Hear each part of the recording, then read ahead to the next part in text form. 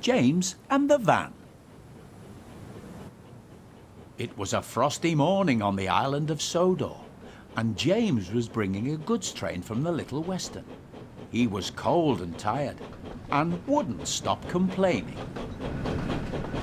"Why couldn't Duck or Oliver do this?" he moaned.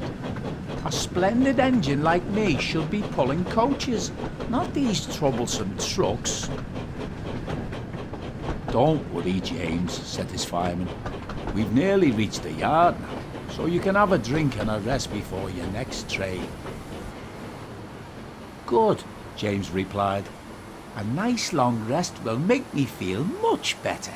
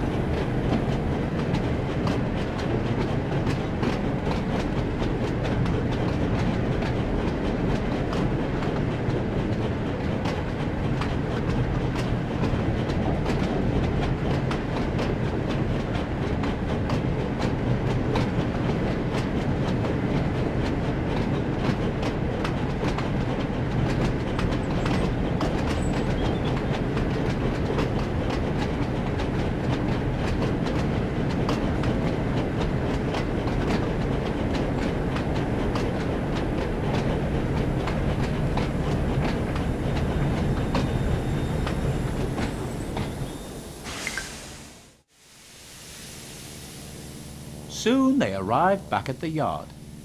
James was still feeling rather upset, and as he stood in the yard, the icy wind swirled around his smokebox. "Bother this cold weather," he shivered. "Right," said his fireman. "I'll jump down and uncouple the trucks. Then we can go and fetch the coaches."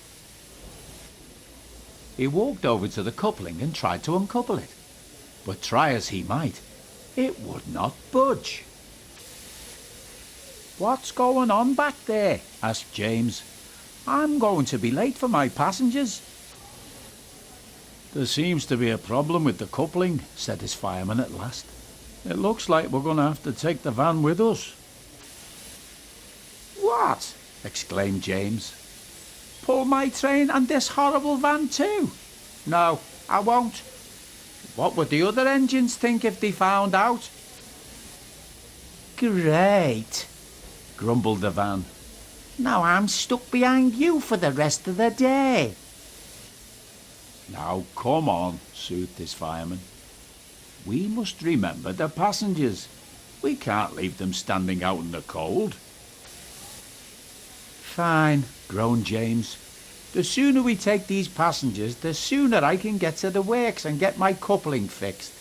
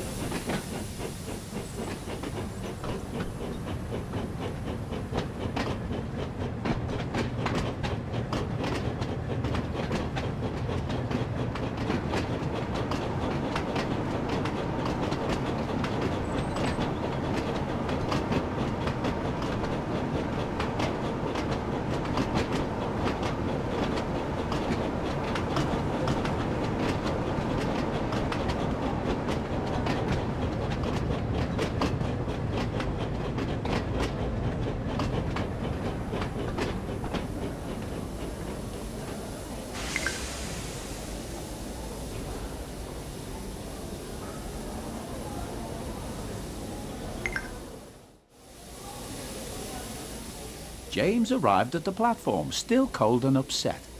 As he watched the passengers begin to board the train, he was surprised to see that the passengers didn't take much notice of the band. That's good, he thought to himself. Maybe if the passengers don't notice, then maybe none of the other engines will.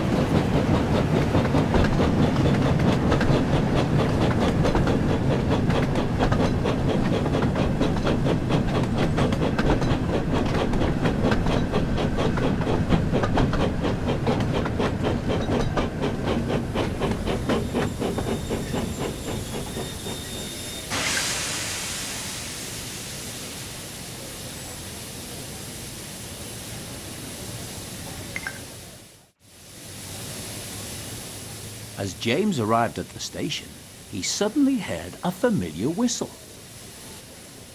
"Oh no," said James. "It's Gordon." "Hello, little James.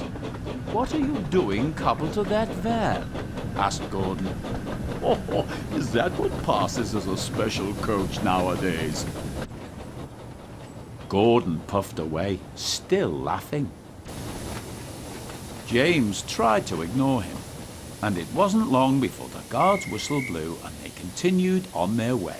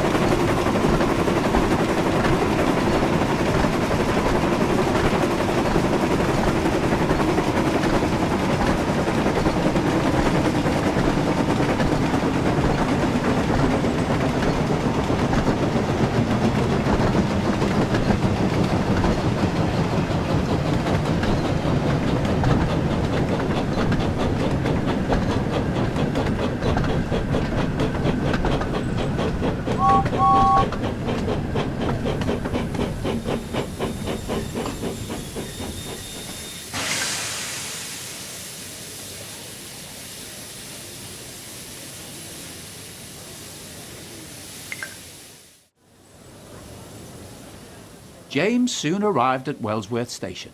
As the passengers began to board, he suddenly noticed the station master talking to someone with a large wooden box. "I'm sorry, but you can't bring this on the train," said the station master. "There isn't enough space. You'll need to wait for the mail train later tonight." "But I'm performing in an important concert," explained the passenger, "and I must get myself and my piano there on time." James listened carefully, and suddenly an idea came to him. "Excuse me," he called, "but you could try putting your piano into my van. I'm sure it would fit, and it would mean you could get to your concert on time." The passenger was delighted. "That's a wonderful idea, James," said the passenger. "What a clever engine you are." James felt rather pleased with himself.